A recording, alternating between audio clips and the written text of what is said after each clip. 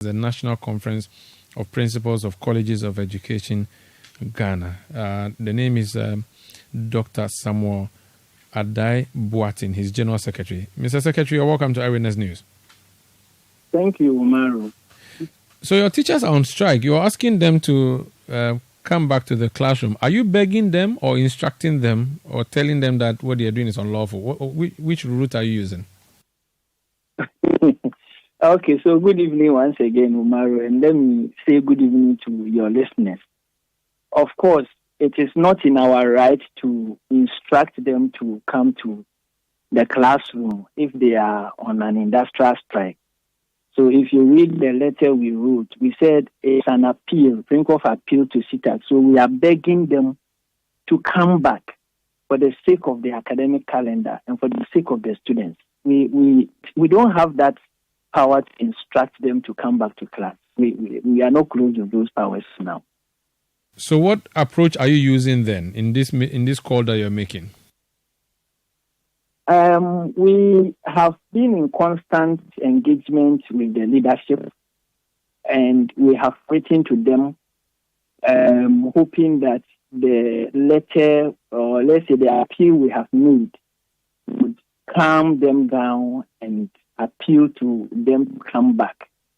I have seen a reply that they have sent, of course, declining to come back as we have proposed. And if for anything, I think that the next line of action is to continue to engage with the leadership until we are able to reach some level of understanding.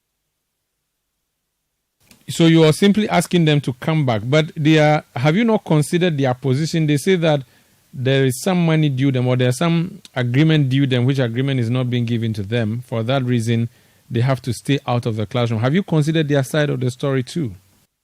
Of course, Omaru. We are with them, so we know the story, we know what they are going through, or should I say, we know what we are all going through.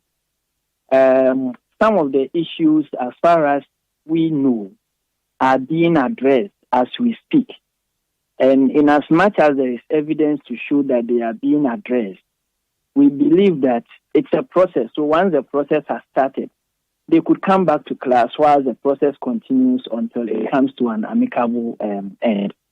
For instance, the book and research top-up that is due them, MOA which was signed, said that it should be paid latest by August 9th. We have information that the monies have even been released by a controller, and we are sure that by Friday, the monies would have hit their members' accounts. So if that is anything to go by, then the question I will ask myself is that why continue to stay at home? There is a request for some all year round data, because the allowance that had to be paid, when it got to Ministry of Finance said that our internal auditors must validate them. So the claims came back to the respective colleges, which have been validated and sent back.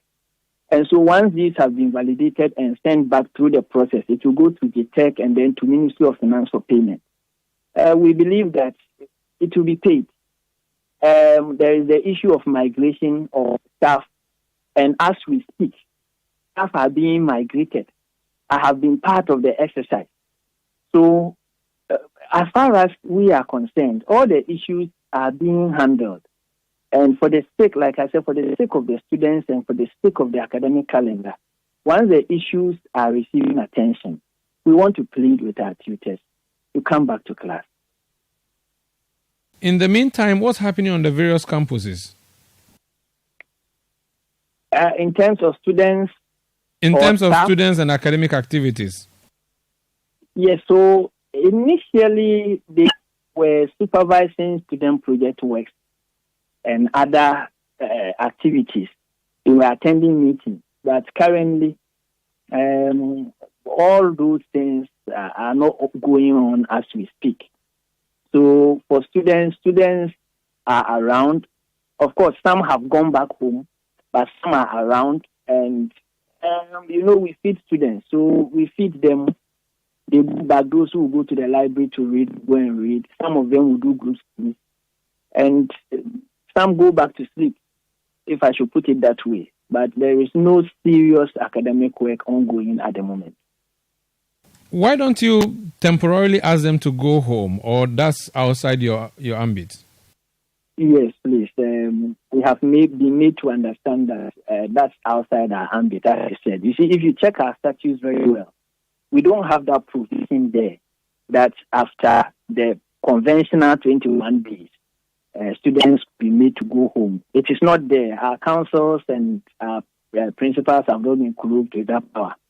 So it means that all things being equal, the minister will have to come in. And for the ministry, they are doing all they can to resolve. Each week, they are of the hope that the tutors issues are being dealt with. So as we talk to them, they are coming back. Each week, they are of that hope. And because of that hope, they are not able to close down the colleges as it may be. While you speak to the teachers and ask them to return or beg them to return, what's your message to your teacher trainees across the country who are listening to you tonight? What should they do? Our teacher trainees, we are asking them to remain calm.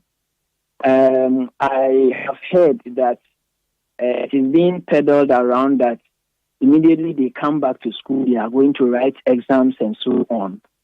I want to tell them that assertion cannot be true, because in the tertiary sector, you need to attend lectures for some number of hours, for some number of weeks before you are even eligible to be examined. And once they have not met that requirement, nobody is going to examine them with respect to what they have not been taught. So we will continue to urge them to remain calm, continue to study. Those who are doing their project work can continue to do the project work. They should do group studies. We have information that sometimes a few of them are taught by some friends.